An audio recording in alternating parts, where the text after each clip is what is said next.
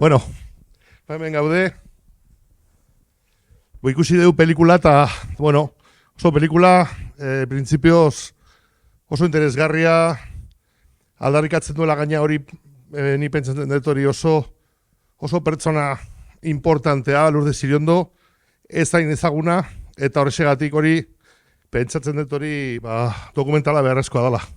Bueno, lehenengo galdera izango litzake, nondik dator hori, ideia, lana egiteko, konta eguzu pixkat hori zuen aldetik.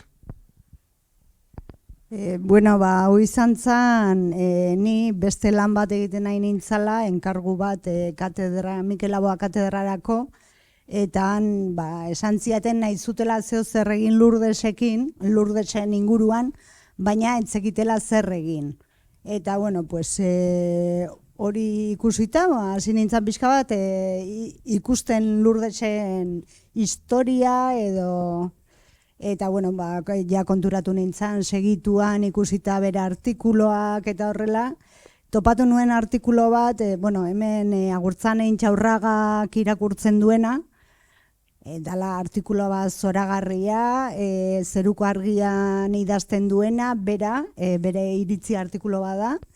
Eta pentsatu hori zela garai hartan ari zirela, ez Dokamairun kontzertuak egiten, ikastoleentzako dirua ateatzeko, eta bera derrepente ateatzen du artikulo bat reibindikatzen, kulturgileak ere ordainduak izan behar zirela, eta orduan niretzako iruditu zitzaitan, zela pertsonai bat,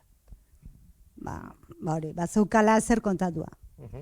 Zeran sartu zinezu pixka prozesuan, Ritxi, kontak duzu pixkat hori sartu zinenean edo zergatik sartu zinen? Gure memoria historikoan bete egon da presente, hainbat egile normalean gizonak, egia da. Eta Lourdes Iriondo bazen ezaguna topiko batzuetan guretzat, bai? Denok errepikatu ditugun topikoak, pelikulan agertzen direnak, Euskadiko nobila izatea, emakume polita izatea, emakume bakarra izatea, bakarlari moduan generazio batean, ez Dokamairun, bagenekien liburuak ikusita, antzerki ere egintzula, eta hola. Baina pixka bat hola egin ezkero, ezkenen ezagutzen. Eta orduan, Inge jarri zuen azentua ez ezagutze horretan, eta nik uste dut horrek asko lagundu zuela. Eta gustatu zitzaidan, como estoy diciendo, y perdonad porque habrá gente que igual quiera que les digamos en castellano, entramos en Lourdes Iriondo porque conocemos una Lourdes Iriondo desde los tópicos que se han transmitido durante 50 años. 50 años, y no son menos, porque lo que conocemos de ella es cómo empezó, la importancia que tuvo y luego una desaparición paulatina del panorama musical, del público, ¿no? Del panorama público. Y desde ese punto de vista, pues Inge planteó desde el principio Inge, he ido ya, que no está aquí, pero entre las dos, ir más allá de esos tópicos y buscar por qué siempre nos quedamos en los tópicos y por qué conocemos los tópicos y no se conoce su obra, ¿no? Y yo creo que es súper interesante buscar ese punto que creo que el documental encuentra. Sí, porque podemos pensar además que, Lourdes Iriondo, yo antes de ver el documental y la información que podría tener, pues piensas eso en Dokamairun, la música, lo que has dicho tú, pero luego Inge es alucinante lo multifacética como se ve en la película que era esta mujer, ¿no? Las cosas tan diversas que hacía, desde el teatro, la ilustración, es alucinante, ¿no? Es un hallazgo, el ver el documental, porque te sorprende muchísimo, pues tú piensas que vas a ver un documental sobre música y de repente ves un documental sobre muchísimas cosas, ¿no? Egingo dut pixkat euskaraz eta gero erderaz, bai? Duzu moduan. Bale. Bai, eta egia esan, dokumentala egiteko garaian, guk izan genuen zailtasuna zen ez genuzkala irudirik. Zeberak ez zituen entrevistak egiten, ez Dokamairu garaian etzen grabatzen, orduan ez geneuzkan gauzak. Eta orduan pentsatu genuen, sorkuntza hori, azkenean irudi guzti horiek beste sortzaien bitartez egitea, eta beste emakume erreferenteak direnak, ze niretzako dokumentalean agertzen diren guztiak erreferenteak dira. niretzako behintzat, eta Idoiarentzako ere bai. Eta itzuli. En castellano, un poco actú también. Pues eso, ¿no? Que teníamos la dificultad de que no había imágenes filmadas sobre Lourdes, porque ella no quería dar entrevistas. Nos han comentado que tenía algún tema porque que no estaba muy bien con el euskera. Ella, que pensaba que no hablaba bien, entonces que no daba entrevistas por eso. Eso, bueno, nos han dicho muchas cosas. También hemos tenido que filtrar muchísimas cosas y no entrar en estas cosas que a mí me da igual. Y entonces decidimos pues que darles un poco a otras artistas, ¿no? Y por ejemplo pues está Elena Odriozola porque bueno, Idoia y yo somos ultra fan de Elena, y entonces cuando ya pensamos, venga, vamos a decirle que nos haga el cartel y le vamos a grabar, y bueno, y verle aquí a Elena trabajar como trabaja, ¿no? Con el dedo y tal, y bueno, Eider Eibar también, la animadora, que es maravillosa también. Y bueno, pues hay otras referentes que para nosotras son referentes también. Sí, yo antes comentábamos un poco que bueno, yo soy del audio, y Maite Idirin de Miravalles, muy cerquita, y que tocó en fiestas del audio en la época un poco de plenitud de toda la Euskal Kantaintza berria y tal, y claro, nos sorprendía que eso, que hubiera también mujeres que cantaran, ¿no? Y que hicieran muchas otras cosas, ¿no? Y luego, sobre todo ahora que hemos entrado al final, el tema de la sororidad, ¿no? Es como concepto que creo que es muy importante, ¿no? Cuéntanos un poco, bueno, aizpatasuna euskaraz ezta, izango litzake, kontegu pizkat hori horri buruz. Azkenean guretzako hori da, azkenean Idoia eta ni egiten ari geranean hori da aizpatasun ariketa bat. Osea, nahi ditugu beraiek atera, guregatik ere bai, azkenean ni dauka sensazioa gure bizitzan que nos han timau. Es que nos han timau, pero claramente. Orduan, emakume guzti hauek atera behar ditugu eta egiten dugu guregatikan eta bestengatikan ere bai, eta badago olako solidaridadea. Hemen abesten dutenak 3 emazte kantari, kontzertu hori da flipantea. Da flipantea, da azkate 70 urte antolatu dute hau guztia, eta orain dijoazte herri. Osea, ikusten duzu patxika ia ezin du bere belaunarekin, eta badituzte boloak, oraintxe beste 3 bolo zeuzkaten. Eta hor sortzen den aizpatasun hori da ikaragarria. Iparralden da, zoreaz, bai. Hauzan egin zuten lehena, izan zen Baionan. Baionan. Eta gero ja egin dituzte gehiago, baina, bueno, egon dira ere Gipuzkoan, esango nuke Araban ere, bueno, ez dakit, ez dakit, baina mugitzen ari dira. Osea, hauen kontzertua dituzte. Bueno, luego he visto también que en los títulos de crédito, pues que hay, bueno, mujeres muy importantes, ¿no? En Mursego, por ejemplo, en la música, o Nagore Ezeiza también, que está, ¿no? Y muchas más, claro, ¿no? ¿Cómo ha sido trabajar con ellas? Pues, bueno, Nagore es amiga, encantada de la vida, y ella también está encantada de la vida con el proyecto. Nagore ha hecho el etalonaje, que es el color. Al final, y bueno, y más cosas también, porque ha estado bastante cerquita del proyecto. Y Maite, pues por supuesto, Maite, cuando yo me puse, o sea, yo sí que quería que esas canciones suyas fueran de hoy en día también, o sea, no quería dejar solo a la Lourdes, porque, bueno, pues al final esa música, nosotras también, pues, bueno, al final no oímos esa música, ¿no? Y cuando me enteré que Maite había hecho una versión para un podcast, pues ya enseguida le llamé. Maite y yo ya habíamos coincidido en algún proyecto y nos conocemos. Y nada, fue... Nada, me lo dio todo hecho, la verdad. Y está encantada con el proyecto, le encanta. Y luego me dijo que, por ejemplo, ella a Estichu y a Maite Idirin no las conocía. Entonces, pues está encantada. Claro, el problema ha sido igual que, yo qué sé, igual los hombres los chicos hemos tenido, pues Mikel Laboa, Benito, Xavier Lete, Chomin Artola, etcétera y tal, pero que claro, las chicas que no hayan conocido a estas mujeres, ¿no?, que han abierto camino, que esa falta de referentes que, gracias a Dios, creo que bueno, está cambiando y que debería ser un poco así, ¿no? Hombre, a mí me parece una pasada la canción Aizpatasuna. O sea, quiero decir, ahora que estamos hablando de Aizpatasuna, y Maite ya la había cantado en el 70 y al principio, en el 70 creo que era la canción. Y es una pasada. Bueno, tenéis, daukazu posibilitaterik hori behitz egiteko eta zartzeko hori eztabaidan, tenéis posibilidad de preguntar, que sabemos que lo estáis deseando, vamos, estáis pegando. Desde aquí, desde las tinieblas, que no vemos ni torta, sí. Un momentito, que os pasamos un micro, que es que si no oímos bien.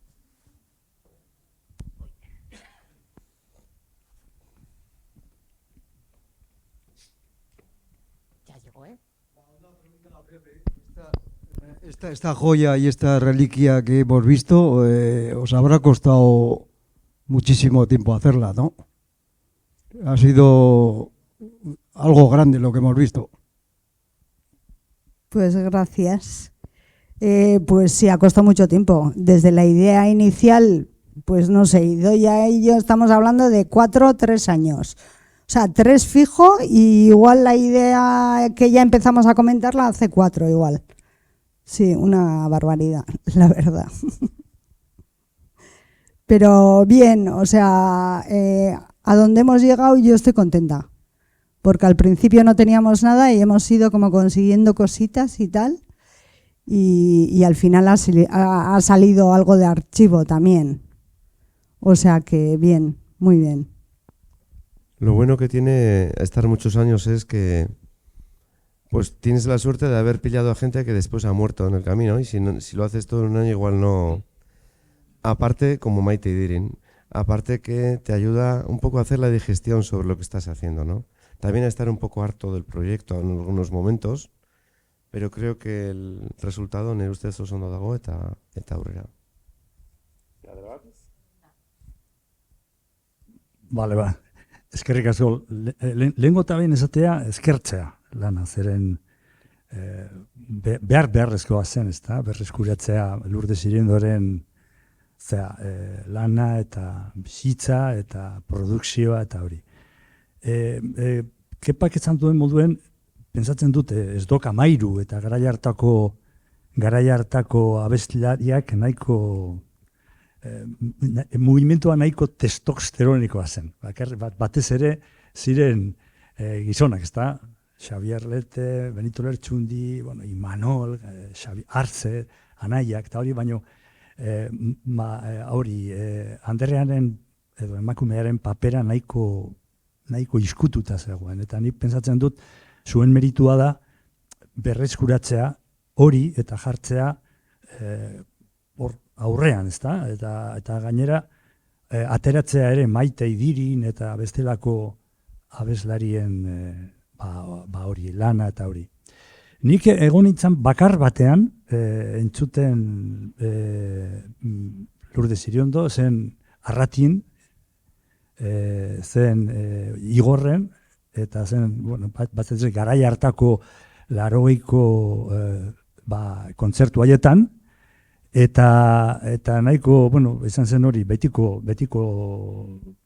giroako, ezta, kontzertuak, beti polizia atzetik, jendea juten zen ikurrinekin, eta oiuak egiteko, eta hori, eta gogoratzen naiz nola hasi ziren abesten Lourdes Iriondo eta Xabier Lete elkarrekin, azaldu zen Guardia Zibila eta bukatu genuen guztiok harto baratza baten iskututako pasatu genuen gau hau zen nire gogorapen bakarra. Horregatik eskertzen dizuet berreskuratzea guzti hori.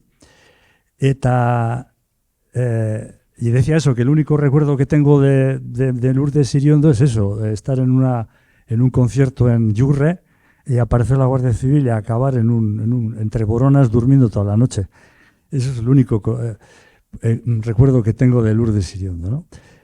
La verdad es que viendo un poco lo que eran los conciertos de aquella época, para mí era un poco chapa Lourdes Iriondo. Porque, claro, aquello era ir allí, gara Euskadi, era dana hori, eta bapetean azaldu zen abots maitagarri hori, eta lasai izketan eta hori, eta jozen, pues nahiko txaperua aldertatik, ez da, geneukan indarra, geneukan nahi genuen olako, queríamos aquel ambiente, ¿no? Pero por eso creo que el trabajo que habéis hecho de sacar adelante todo eso y sacar... poner en valor el trabajo que hicieron las mujeres en Esdoka Amairu y en aquella época, creo que que es muy bonito. Yo luego he seguido, si queréis, un poco la trayectoria de Xabier Lete.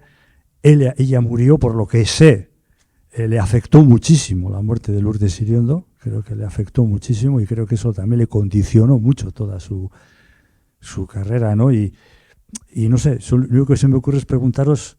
Ahora la segunda parte podría ser Xabier Lete también. Si habéis pensado en hacer algo sobre Xabier Lete, que vivieron juntos y que hicieron una vida juntos, si es que hay algo previsto o si se ha hecho ya, que igual resulta que yo lo desconozco. Se ha hecho. Evidentemente ya se ha hecho. Se hizo hace mucho tiempo. A Xabier Lete le hicieron homenaje en su día, el 5º año se le hizo un homenaje, el 10º aniversario se le hizo un documental. Y a Lourdes Iriondo le estamos recordando cuando va a hacer 20 años que murió. O sea que... Ahí está.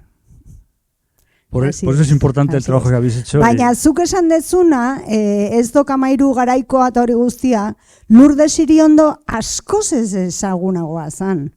Lourdesek ja zeramazkin urteak abesten. Esdoka Amairu hasi zanean lehenengo bileran 3 pertsona zeuden da, bat Lourdes zan. Baina eske Lourdes ja zan super ezaguna. Bai, jakina eta oso ezaguna zen. Orduan, bera fitxaje, lehenengo fitxaje la estrella, bea zan. Besteak ez ziren ezagunak. Baino, gero iritsi zaiguna izan da, Esdoka Amairuko emakume bakarra, baino ez da horrela. Ba hori, nik eskatzen dut hori, txalo batzuen txatzeren oso ideia ona izan da, eskerrik asko.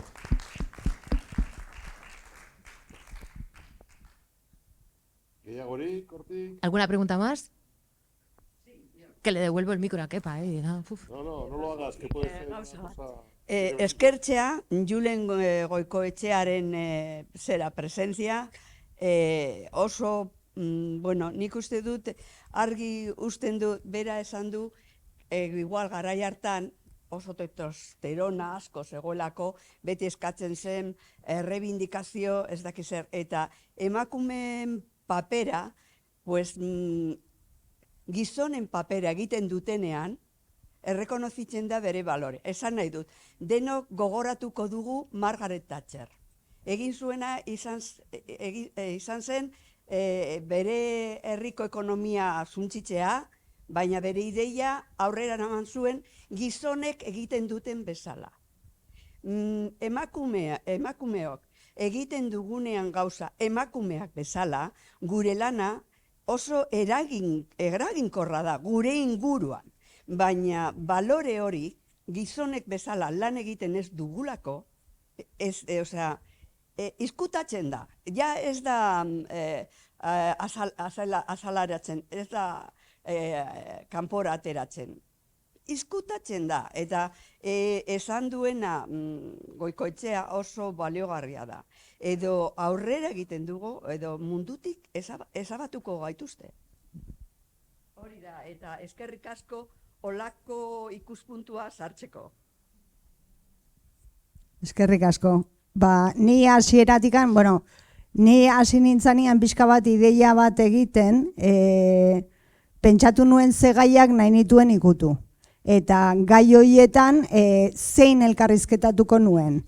Eta oain ikusten dezutenez denak emakumea dira, baina hasieran ez zira, etzan zeozer pentsatua. Baina bai pentsatu nuen familiko bat, hasiera batean aizpa, Jule Goikoetxeare bai hasieratikan pentsatua nuen, Amagoia Mujikatolare txipi, eske dokumentalean gauza asko kanpoan gelditu dira, baina Amagoia Mujikatolare txipi egin ziren azkeneko elkarrizketa Xabier Lete eta Lurdesi. Beraien etxean 4 orduko elkarrizketa bat. Eta orduan berari egin nahi nion. Agurtzane Intxaurraga, antzesleare bai, bueno, antzerki gilea, zuzendaria, berak egin zuen egindako omenaldi bakarra, eta orduan ja ziren 4 emakume. Eta ni horrekin ja jo nintzen Idoia Garcesena. Eta Idoiari esan nion, hauek pentsatu ditu, ze iruditzen zaizu. Egiten dugu, ez dugu egiten, ze... Eta gero ja apostua izan zen, badenak emakumeak izango dira. Bueno, eta zea, junintzait. Maria Zunlanda, evidentemente. Evidentemente, zein ekarriko dezu aur literaturan? Pues Maria Zunlanda. Orduan, denak ziren emakumeak, baina ziren gaiaren gatik, ez emakumeak izateagatik. Baina gero ja apostua izan zen, ez, kontatuko dugu, emakume kontatuko dute.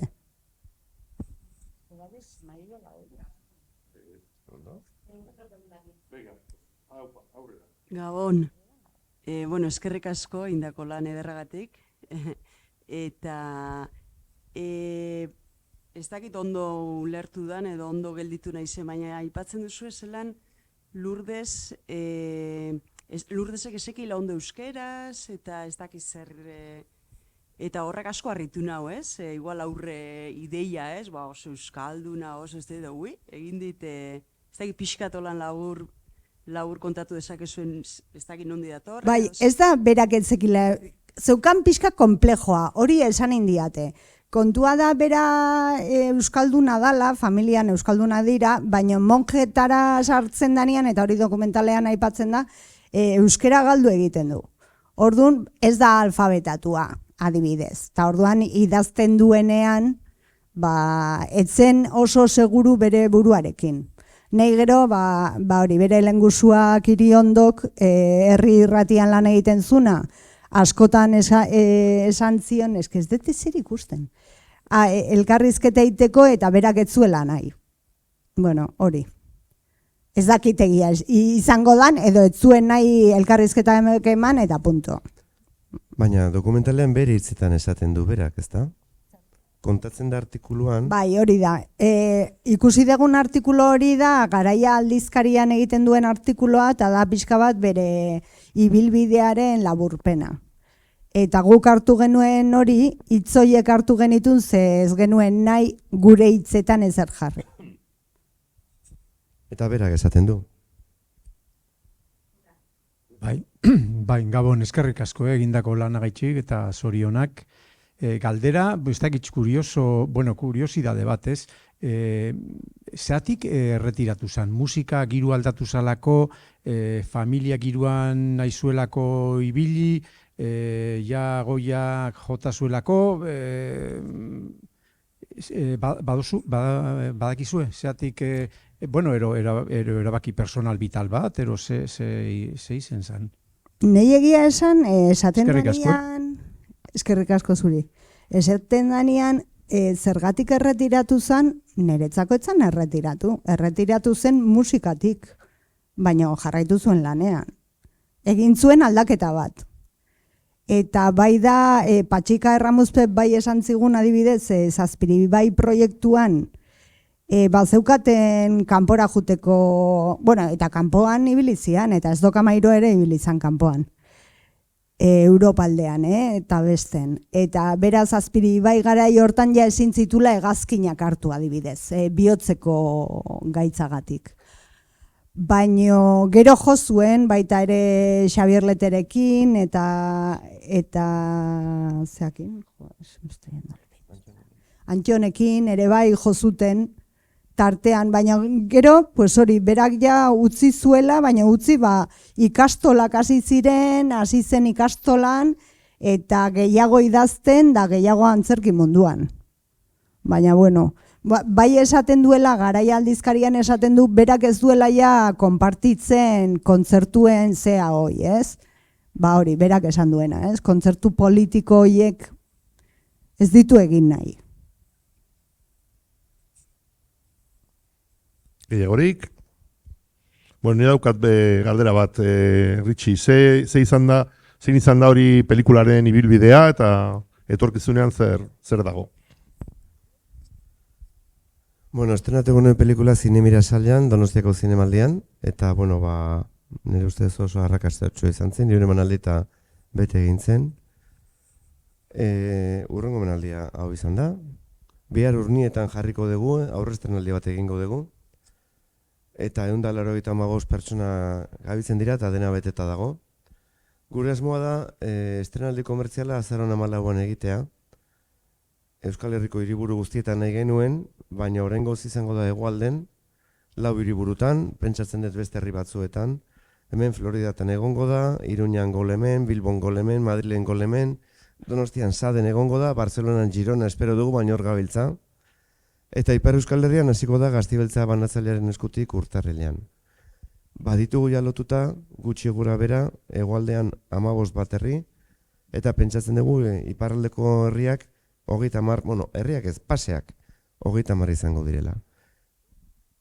Zineginen, Azparnen, jarriko dugu beste festival badaz, iparraldekoa, azaroren 23an, eta hortxe gabiltza.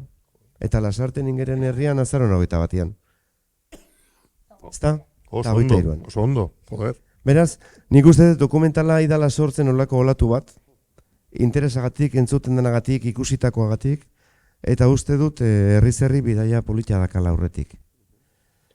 Eta igual ez da egokia nik esatea, baina niretzat dokumentalak daukan gauzari politiana da, Lourdes Iriondoren inguruko dokumental bat dala, Lourdes Iriondo nola baitere, justizia egiteko berarekin, ez da? Baina momentu batean, urrundu egiten da Lourdesen gandik, eta erakusten du, berari gertatutako belaunaldi bati gertatu zaiola.